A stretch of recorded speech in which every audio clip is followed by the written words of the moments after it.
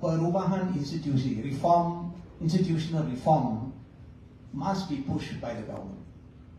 Supposed to be done in 2019, but then government changed, nothing happened. Then in between you had two governments, they were very busy, thinking when the next change will happen and so on. So now what we are saying is to the Madani government, capitalize on what you have.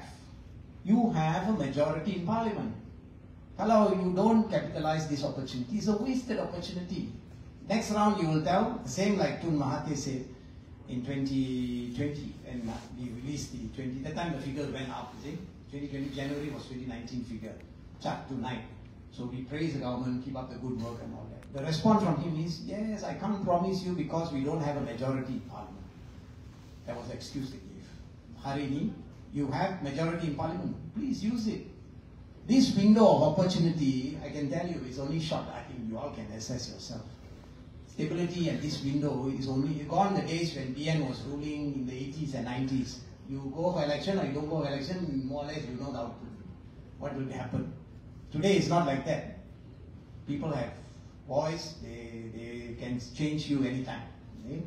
So, peluang yang ada tu, majority yang kerajaan pegang itu, perlu digunakan supaya perubahan atau reformasi institusi ini diteruskan. Jadi itu yang kerajaan kena buat. Lagi satu saya nak tambah berkenaan dengan wawasan Perdana Menteri nak jadi top 25 dalam tempoh 10 tahun. In 10 years he wants to be top 25. Where is the plan? Dia tak ada plan, no milestone. 2 years down the road, another story. Cukuplah, we have heard of this enough. So we don't like to see, kita tidak mau tengok a chart like the graph that I showed you, a yo-yo kind of chart, that the one I was showing you. This one goes up, we feel nice, we feel good, then comes down again. So the 3 points that went up, okay, at least we have hope. What we are saying is, please don't be complacent. Don't be too happy that my 3 points gone up. What will happen next year? So we've got to do a lot of work. Alright?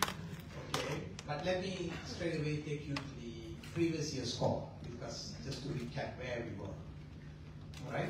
So in 2019, if you all will remember, our score rebounded from below 50 to 53, right after GD40.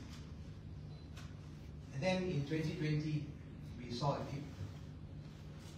And then in 2021, dip again, 48. And then last year, 2022, dip again. Okay? So we have been going down. You can remember that many things did happen the last 4 or 5 years. Change of government, political instability. Because when you have political stability, you cannot move.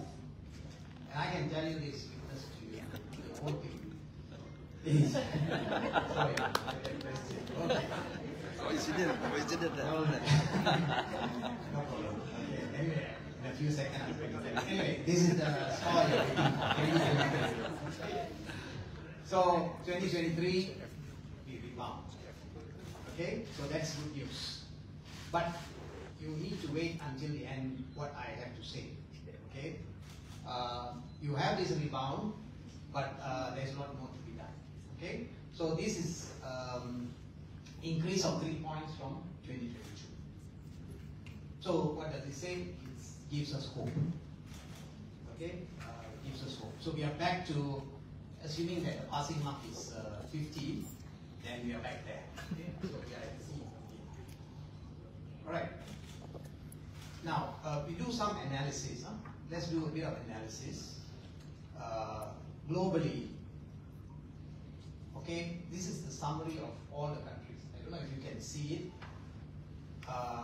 You have, on the left side, all our scores, not ranking, all our scores.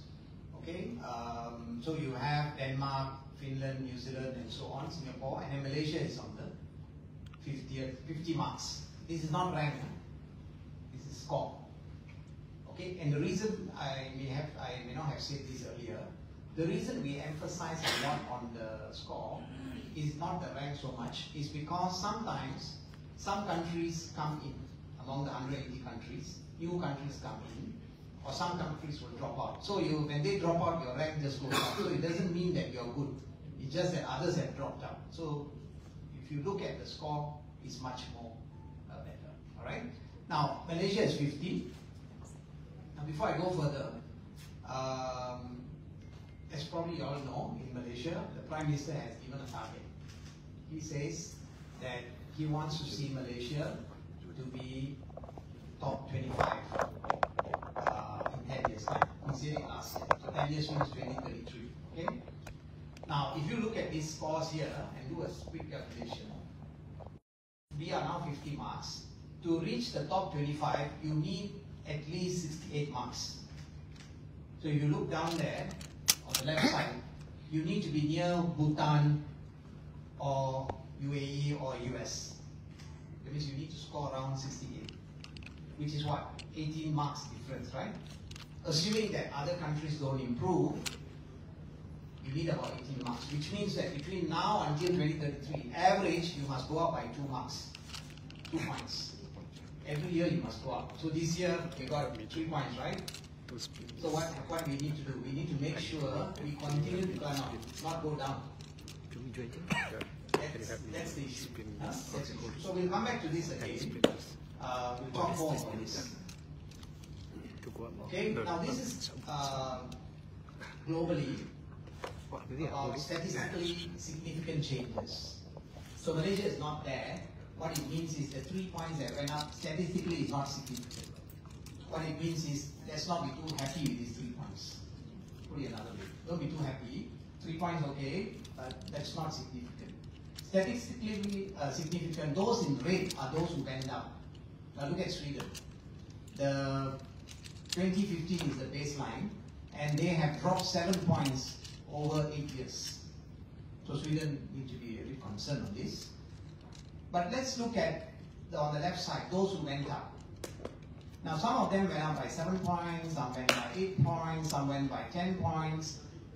And I just want to bring to your attention on one country, that is Uzbekistan. Don't worry about their score, low score, that's fine. But it's the improvements they are doing. Look at them, they have gone up by 15 points from 2014. That is 10 years. 10 years, they have catch up 15 points. What did I say just now? In Malaysia's case, if you want to be top 25, you need 18 points. So 15 and 18, we are not very far. Can be done. Definitely can be done. That's why I'm saying there is hope. But a lot more work to be done. Not only us, out there, the government, the civil servants, everybody have to chip in and have to make it work. It's not only the Prime Minister. Alright, so I'm just giving you the example. Just keep this in mind as we discuss along.